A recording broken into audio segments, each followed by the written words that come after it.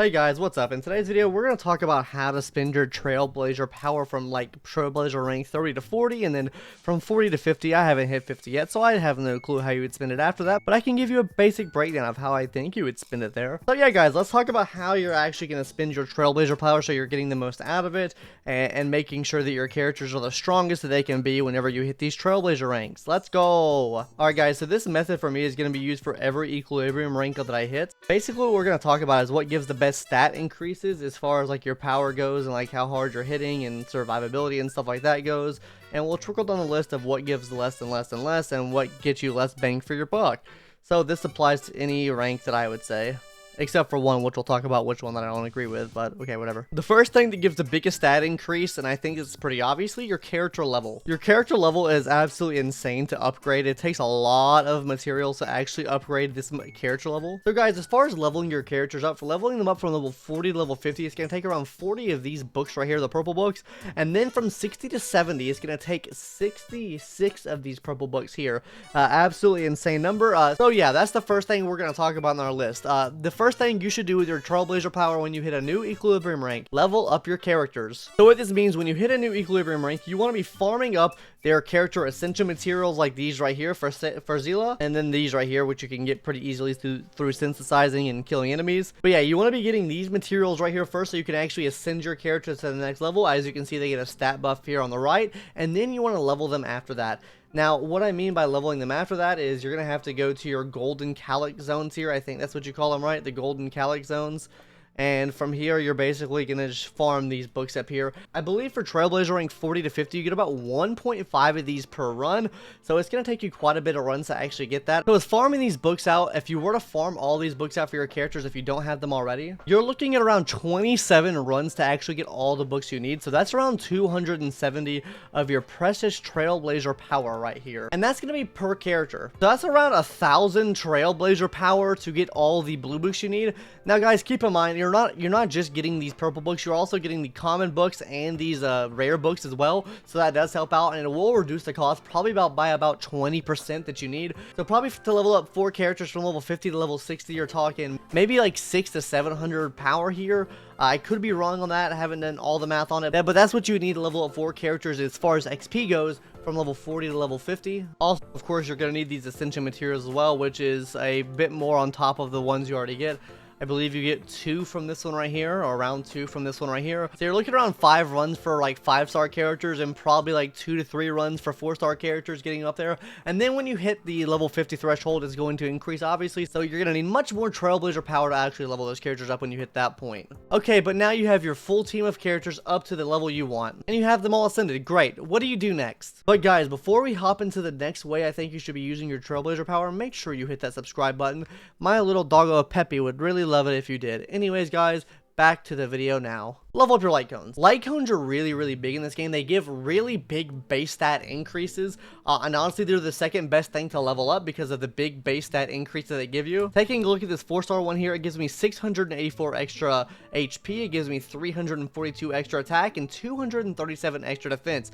I'm using this on my Sampo right now, and if we take a look here, the HP does up quite a bit. I mean, look at the stats here. I mean, they're all basically under 1,000 right now for being a level 60 character, and these are just adding on a lot more stats to my base stats of my characters, which is just really good. Now, as far as what you need from these guys, you'll have to farm some talent materials or trace materials to actually ascend these. So that's what I would recommend doing next. Farm these trace materials just to get these things leveled up and go ahead and level them all the way up. To actually level these bad boys up, you're going to be using these things right here, these aethers right here, which you can also get from farming the golden calyxes as well if you need some. So I would recommend farming that next. So if we're talking like a level 50 to level 60 enhance on these light cones here, you're talking around probably 80 of your Trailblazer power here to actually ascend one of these. And as far as the XP you're gonna need, you're talking maybe 250, 230 power to actually upgrade it to the level as far as XP goes. And then of course you are getting a big base stat increase with these light cones being leveled up. So let's say you now have your light cones leveled up, and let's say you have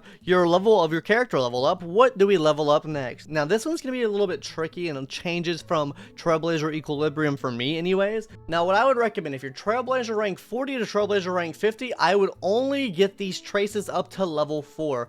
It is just insane the amount of Trailblazer power it actually costs to level up traces after this point. Also, make sure you're getting your big nodes as well and doing your weekly bosses, because you do only get 3 runs per week, so you are really limited on the amount of material you can get from this. So like I said guys, for this, I would upgrade all of your traces to level 4, keep them at level 4, don't level them up past level 4. If you're Trailblazer rank 30 to Trailblazer rank 40, then go for maxing them out, because I mean, they don't really cost that much at that level. They just increase tenfold the amount that you actually need to upgrade the traces. So my recommendation for you guys would be to probably just upgrade these to level 4, mainly just focus on your ultimate skill and talent here, and then also get the big nodes unlocked as well. These small nodes can help out, but I would recommend make sure you get the nodes unlocked, and then also make sure you get the traces to level 4 here as well. I wouldn't push past that point just yet, because what we're actually going to farm next is going to be tricky. Now, if you are Trailblazer rank 30 to 40, I wouldn't recommend this, but if you're at Trailblazer rank 40 and then above, I would recommend this. As far as what you would farm next, I would be farming all gold relics. Now, why I say to get gold relics and farm for gold relics versus farming for higher level traces here, while traces do give you guaranteed stats, the amount of cost that you have to pay and the amount of stats that you actually get back is really not too big, whereas you could be getting a lot bigger stat increases just from getting gold relics alone. So if we take a look here, for example, on our survival, we're getting a 25 speed boost from the boots, we're getting a 53% crit damage increase from the vest here. As far as the bracelet and the helmet go, you're getting guaranteed attack and HP stats on both of these. On the ball and chain, you can get type damage boost here, so it's increasing the type of damage you're doing. And then for the top one, you can get HP, attack, defense, whatever one suits the character's needs that you actually want. But these overall are going to give a bigger stat buff just by having these, especially if you're rolling a lot of like the goggles in this. This is just giving a lot of base stats to your character, which is just really nice. And then the boots and everything help on a lot more of that. You're actually getting more stat increases, even if you're not getting that good of pieces for everyone. Just make sure just try to make sure you're farming levels that you can actually get pieces for multiple characters. Like for example, I'm farming for Jing Yuan right now, so I'm farming this set right here, where I get the Band of Sizzling Thunder. Now I also get Knights of Purity as well, and this helps with my tanks. So I'm farming this level and I'm getting sets for both of my characters that I need to enhance. Same thing can be said here. Musketeer of the Wild Wheat, this is a pretty good set to farm as well, because you're getting the attack buff here, and then on top of that, you're also getting the Wandering Cloud right here, which this is a set for your healers. So I mean, regardless of what you're doing, just make sure you're following the sets that you actually need. I mean, you could farm this set right here. This can work for tanks. I wouldn't really recommend it, but I mean, you can farm it for tanks, and this will get you a set for Sela as well. So I do think overall, this is going to give you a bigger stat increase than actually leveling up your traces to level 6 and wasting more. And honestly, guys, when you're farming these, I wouldn't really be looking for the substats just yet that you want. Just look for the main stats. The main stats are what's going to be the big thing, giving you the biggest bonus. I would level those up, get those big main stats there, and then you can start tweaking at the end after you hit Trailblazer rank 50.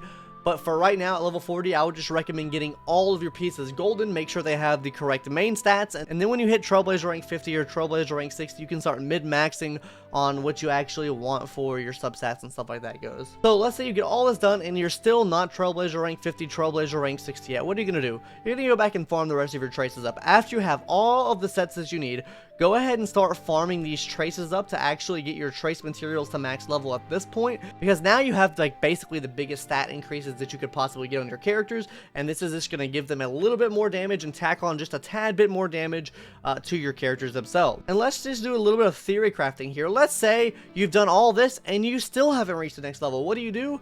This applies for any rank as well. Rinse and repeat. So if say you've got everyone maxed on your main team and you're not planning on leveling any of your other characters up, then this is what I would recommend doing. I would recommend just going back and pre-farming materials. I would start pre-farming for your character ascensions next. I would start pre-farming for EXP books as well. Next, I would make sure you're pre-farming for your light cones to make sure you can level up your light cones when you hit that next equilibrium rank. Next, start farming trace material stuff, because you're going to need these for your traces, and you're also going to need these for leveling up light cones as well.